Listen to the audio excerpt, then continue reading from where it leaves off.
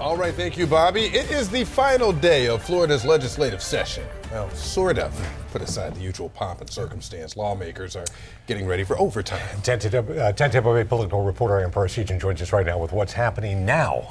Well, Frank and Dave, it could be a bit of a late night for lawmakers in Tallahassee. We're seeing what you'd expect on day 60, last-minute bill debates and votes in each chamber. But the one things lawmakers legally have to pass, still not there.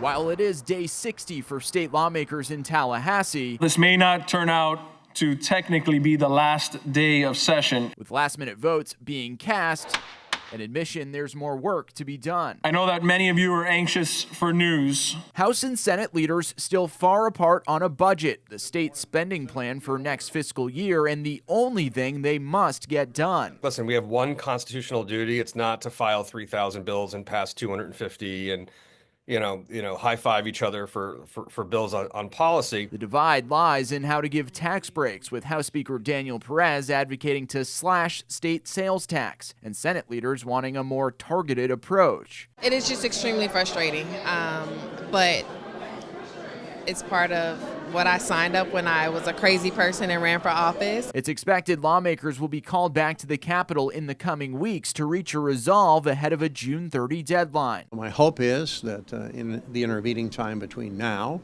and the time we would come back, that there'd be folks from the Senate and folks from the House who would lock themselves in a windowless room with warm beer and cold pizza and come up with a solution. The budget delay also giving ammunition to Governor DeSantis in his months-long public battle with the Republican Speaker over several legislative differences. Here we are dealing with this dysfunctionality. I think it's fair to say that I will have a little bit more to say on this as the days go on. Thanks, everybody.